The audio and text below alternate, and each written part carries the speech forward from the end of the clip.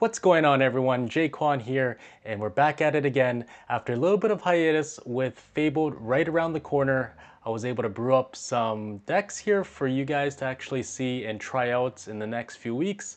And I'll also be using some of these decks here for the gameplay videos as well, so stay tuned for that. But without further ado, let's get right into it. All right, so first off, we got the Ruby Steel Action Hood deck, and it will showcase the new Powerline shift targets from the Fabled set. And for this particular strategy here, we are going to want to do a couple of different things that all synergizes together. So we can either go for the Mulan shift alongside with Powerline shift, Aerial shift, and following it up with either Robin Hood or shifting onto Aerial, Powerline, or Mulan on the following turn. Now with this particular deck, it does have the ability to stall out a little bit, and that way it gives you some time to be able to actually shift onto your targets here in the form of Captain Hook and Calhoun. So a lot of times the opponent doesn't really like to give you value with Calhouns or Captain Hooks. So if they're not able to out it with any actions, then a lot of times they're just going to be playing their characters and just passing turn, right? And this is going to be able to give you time to be able to set up your play lines.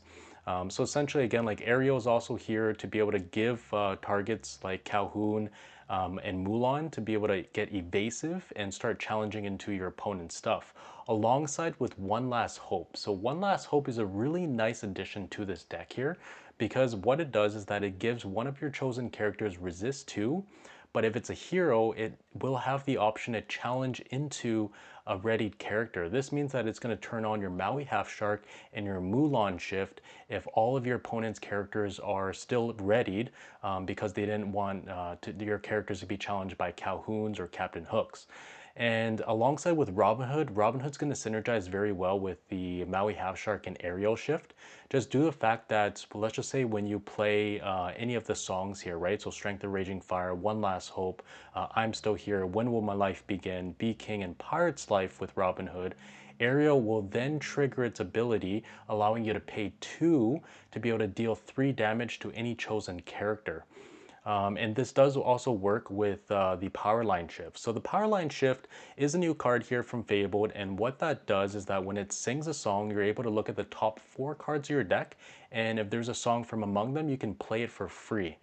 So this combos very well with Maui Half Shark and then Aerial, the Sonic Warrior as well.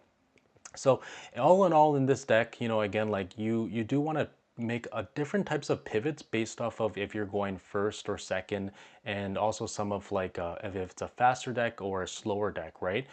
So let's just say if you're being on the draw, then the play line generally is going to be Captain Hook into possibly a Calhoun, into an Aerial, into a Robin Hood.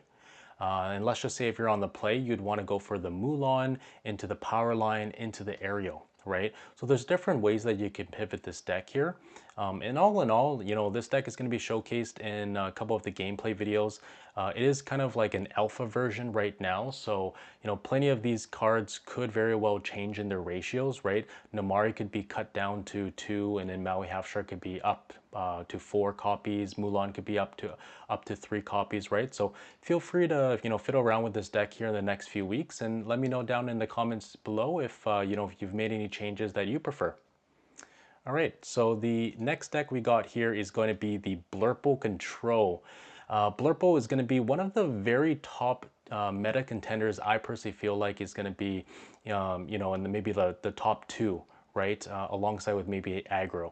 So Blurple has so many options this meta, just due to the fact that it not only has draw, it has ramp, but it also has the ability to remove characters in the form of Hades and also Into the Unknown. Now, the one thing that I do like about this deck quite a bit is because it changes up its, like it has a lot of variations that you can change with Blurple, right? You can put in a heavy evasive package, you can put in a heavy ramp package. And in my case here, I chose more so on the ramp package by having, 4 Tipos, 4 Kitas, 4 Donald Ducks, and 4 Sail the Azurite Seas. Now, Kita here is going to allow you to be able to ramp even harder, but most importantly, allow you to shift through the top two cards of your deck to be able to find more things that you need to be able to contest the board, right? So things like Hades, Elsa, and even Mufasa's Elsa, like the Elsa shift. But there is also a very cool tech here that I've put into this variation is the Donald Duck Flustered Sorcerer. So what that does is that it makes it so your opponent needs 25 lore to be able to win the game. And this is going to be able to be very good against any aggro decks or any decks that plays Pirate's Life, right? Because usually for Blurple, it is a little bit of a slower deck. And it's going to be very hard to be able to, win if, let's just say, your opponent is up 2 lore and maybe they have like a couple more characters more than you, and they're going to be able to quest a lot harder, right? Because again, Blurple is more of a control deck. So Donald Duck is going to be allow you to stall, hopefully be able to get, control back using Elsa Shift or even Hades. In this deck here as well, it does use a couple of the new cards here in the form of Dumbo, and that's something I did want to talk about as well. So Dumbo is a very good draw engine on its own. A lot of times though, I do find that I am playing Dumbo on turn 5 alongside with maybe a Genie on turn 4. And the reason for this is that way you can use Dumbo's ability to exert your Genie or Iago right away to be able to draw you a card. Dumbo isn't going to be always the go-to play, right? A lot of times I'm going to want to be able to ramp on turn 2 with Tipo or Sail the Azurite Sea into a Genie, Iago, or Kita, just based off of the matchups that you're playing, right? And alongside with this particular deck, we are also running 2 Hypnotic Strength. So with against like any Blurple Mirrors or any other decks that run Iago, it is very difficult for us to deal with. And a lot of times we don't usually want to use our Hades onto an Iago. So Hypnotic Strength is good for that. And it's also good paired with Tipo, Royal Guard, and Rafiki to be able to challenge into your character's stuff. So overall, very solid list, and I definitely think it's going to be a very, very strong contender for one of the tier 1 meta decks. All right, so next up is going to be the Sapphire Steel Allies. So this is a deck that I really, really actually enjoyed playing.